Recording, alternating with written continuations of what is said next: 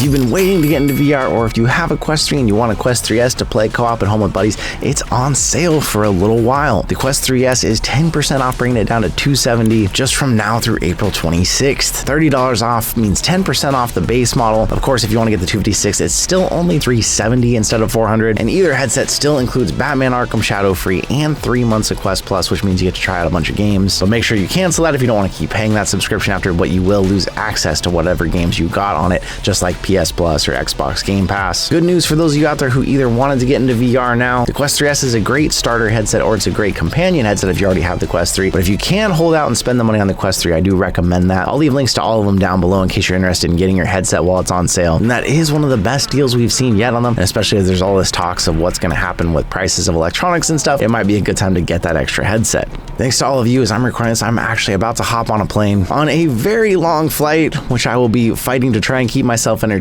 Sadly, it's not a Lufthansa flight because they have actually been bringing Quest 3s in flights for people as entertainment, and it's been so successful, Meta's bringing it to more airlines. We all know VR is super immersive. Mixed reality is awesome because you can still see your environment around you, and now with travel mode on the Quest, you can take your own Quest on an airplane or a train, in the car. But airlines who have tried out giving them to passengers probably found the passengers are much more chill, less unruly. And there's a reason why I'm getting the off in Hope you crash and die, she said. Oh, the pilots. And now having them available could be something you see on your next flight. I love this idea because anytime I'm on a flight that has a screen directly in front of me already, it's so much better as a flight to be able to just watch stuff that's on there, plug in your headphones, kind of tune out the world, but being able to completely immerse yourself in VR or in mixed reality so that you at least don't elbow the person in the middle seat, unless you are the one in the middle seat, is also a lot of great options. I'd love to see this happen. It would also expose people to VR that never have tried it, because there's still tons of people out there who haven't. As we alluded to earlier, it is a time in the US where we're really wondering what's going to happen to the price of a lot of goods, but it seems some electronics may be exempted from that, including things like smartphones, tablets, laptops, and this could include VR headsets. The list does say video game consoles and machines, although that doesn't specifically call out things like the Quest. It seems like people I talk to are either doing one of two things. They're either buying everything now they were thinking about buying for next year, or they're sitting back and not buying anything, not really knowing what's coming. But it does look like at least maybe VR headsets won't be affected by this, at least not right away. And with all those worries in the world, some companies are looking at different ways to offset the costs that are coming, with Pimax, a top-end VR headset manufacturer, considering software subscriptions to help absorb those costs. Of course, this news may be changing with the other news about the exemptions. There will be a link to the full article if you really want to read all the details, but Pimax is basically changing everything they can do with surcharges and the price of the headsets to try and kind of offset these costs overall. But it's another example of how the world's trying to react in a time, figure out how to still get their goods to consumers in their hands for the prices that they were hoping to reach them for. But we'll do our best to keep you informed here on if the prices are going to go up and if it's a time that you should probably buy one or not. We keep seeing more and more VR rhythm games, fitness games, or ones that just merge both, and a new one has come out, Beatable Hands-On. It's out in early access on Quest, a mixed reality rhythm game that is hand tracking only, where you use your real-life table in front of you as your instrument, and you're basically table tapping down different lanes as notes come at you. Of course, it's early access, it's hand tracking, so this isn't the most smooth of experiences, but it's interesting to see a very different take on this, because a lot of times rhythm games are full body, they're really active. This one, you're chilling, sitting at the table, and playing it differently.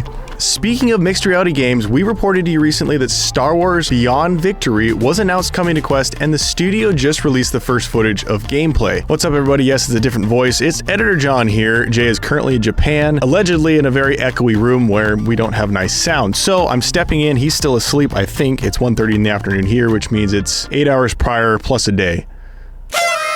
So in the last gaming news, we talked about this new Star Wars game coming out in mixed reality, and with no gameplay footage or screenshots or anything to go off of, it was pretty hard to speculate on what we were going to see in the full release. However, they just released further details and showed off the first gameplay. The studio says that there's 3 distinct game modes we're going to see out of it. We're going to see the adventure mode, which uses a combination of virtual and mixed reality. The second mode being arcade, experiencing the thrill of pod racing in mixed reality on a virtual holotable. And the third mode is playset, which is a word we hear a lot from this studio regarding this game. Playset's going to transform the physical world around you and create your very own Star Wars moments in mixed reality with a collection of unlockable virtual action figures and vehicles. So it sounds like you'll be able to customize your mixed reality space a little bit with virtual objects placed in your own room. Pretty cool. So this game, with the trailer they also included, is very clearly going to extend both in VR and mixed reality, although interestingly, the pod racing is done in the mixed reality kind of from a top-down perspective. Interesting way to pod race in my opinion, but again, I think it's an interesting concept, a bit of a different gameplay approach, and I'll be excited to see how it plays out in the full release. Now, there's still no announced release date or price for Star Wars Beyond Victory, so we'll continue to watch that wishlist button on the Meta Horizon store and see when it changes. Let us know what you guys think of this style down in the comments. Meta doesn't always give us a lot of information about their store revenue, but when they did here recently, it hinted to a consistently growing marketplace, but not a fast-growing one. When Meta said that it's done over $2 billion, it sounds exciting until people realize that that was the same figure they shared a year ago. This has VR publications trying to estimate what is the total sales. Does them saying over $2 billion means they're near $3 billion, but they haven't quite crossed that line. But we know from some other things that Meta had said they were up about 12% in 2024, and customers were spending 30% more monthly time than the previous year. So although the market may still be growing, it's definitely not growing as rapidly. We've talked a lot in the news about what and why that may be. I'm curious about your opinions out there. Of course, when there's a new headset, it's exciting and a lot of people buy, but people who still have Quest 2s may have felt like those were just as good. They can still play most of the games, and now the new Quest 3S gives you an easy upgrade path from the Quest 2. But is there enough games that would compel you to make that jump? It definitely feels like overall VR has been quieter, especially with Meta kind of focusing in on AI smart glasses and not seeming to push as much around with the Quest. So what's the vibe out there? How are you feeling about VR?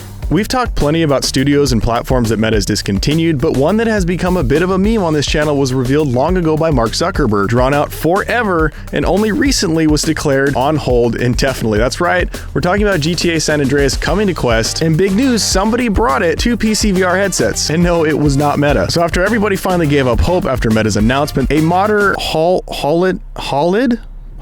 Editor, put the spelling on the screen. Has now released a modified UEVR plugin for the PC version of GTA San Andreas, the Definitive Edition, that brings the updated 2004 Classic to PC VR headsets. This uses 6-off motion controls and brings the full first-person VR gameplay to the Steam version of the game. It should be noted, however, it does not work on the Epic Games or Rockstar launcher versions, so using a couple quick plugins alongside Unreal Engine VR, you're able to hop into GTA San Andreas and be transported back to 2004 completely for free, mind you. But it's all conveniently linked in the Nexus mods page. The required specs are not as bad as you're thinking. Some users are reporting that RTX 2080s even work with this, but it does come with several graphical adjustments, so no problem if you have something less. If I were you and you're at all interested in this, I would go grab it right away as soon as you're hearing this, because Rockstar Games' parent company Take-Two are known for taking down this sort of stuff pretty quickly. In the past, I know they've taken down VR mods for GTA 5, Red Dead Redemption, so hopefully by the time you see this, it's still there for you to grab and play. But just watching this little trailer is so cool to look at. I know Jay would be thrilled knowing that this is now here, but how nostalgic it must be to jump into a VR headset and have all these old school graphics and this old school gameplay with arguably one of the best games to ever come out of Rockstar. Running and gunning has never been this cool looking, and if I had the PC VR version of this game, I would definitely be jumping on it like you should too. We're always looking for ways to incorporate virtual reality, and we've seen many examples of this over the different cons and conventions we've been to in the past. God, ow! A bit of a different one, a creative developer has built a wearable 8-key controller that brings touch typing to virtual reality. This device puts 8 keys beneath your fingers in 2 rows for you to manipulate, and using an advanced system, it uses key combinations to access additional letters and symbols beyond just the 8 keys, so you can type full sentences with it. And it's not just keyboard control, it's also mouse control. The device has a gyroscope sensor inside that translates hand movement into cursor control, and for your convenience, the developer has included open source 3D design files and the code on the GitHub. This demo video shows off his hard work, and while there's definitely a learning curve to this, I could see how this could be applied in many different instances. Currently, keyboard input is either hunt and peck with your finger via hand tracking, but nothing is tactile, everything's floaty, everything's up in the air, so having that actual response could be very nice. I know at CES, Jay tried one of those haptic feedback devices that actually had strings attached to the end of his fingers and allowed him to feel resistance when he hit an object. So he's able to hold something and it actually felt like you were holding something, combined with those cables and touch sensors inside of his fingertips. There's a lot of different people working on VR text entry problems. Meta Reality Labs was working on the Touch Insight for the Quest 3, which basically put a virtual keyboard anywhere you wanted under your fingers, and you could use any surface to type that way, although smacking your fingers on a desk for too long seems like it might hurt a little bit after a while. There's also a myriad of different wristband devices that tap XR, which also turns any surface into a keyboard, using different inputs similar to Morse code, tapping their fingers on any any surface. And then of course our friends over at Meta are definitely experimenting with that wristband you've seen from the Orion glasses. They use it to control those glasses, and they also use it in a leaked roadmap, which said that the wristband could debut as early as next year, but we're still unsure of how it would be implemented into something like a Quest. So what do you guys think about this? Is this as big of a problem as they're making it out to be? Seems like there's a lot of people trying to solve this issue, and admittedly something that could be really snappy and fast, where you could input something rapidly and actually be faster than either text-to-speech or even typing speed. But for me, something like a Bluetooth keyboard will always be fine for me. I love the tactile feel and the responsiveness of switches under my fingers. It just feels natural. So having something that I have to relearn how to text just seems like extra steps. What do you guys think in the comments? We talked about a few weeks ago about how VRs were being used in prisons for rehabilitation, and also before about how VR was used in a courtroom to recreate a crime so the judge could see what it was like for the victims. And here's a real different one, putting criminals in their victims' shoes using a VR headset. VR for a long time was touted as something that could really create real empathy by putting people in other people's shoes, whether that was war-torn parts of the world, poverty, hunger, and this is definitely a bit more of an intense use, but Spanish prisons forcing violent offenders to experience their crimes from the victim's perspective, and they say the results are promising, with a particularly effective module forcing the participants to answer questions like, why did you do that, or do you think you'll act this way again? We've covered a lot of interesting uses outside of gaming for VR, and that definitely is one of the most interesting ones I've heard in a while. But what do you think out there? What are you playing lately? What are you doing lately? Are you using your headset for productivity, mixed reality, virtual reality, fitness? There's so many uses now. Maybe you're on a plane right now and you're escaping it with VR. I'd love to hear in the comments, but thank you once again for being here with me, and I'll see you in another reality.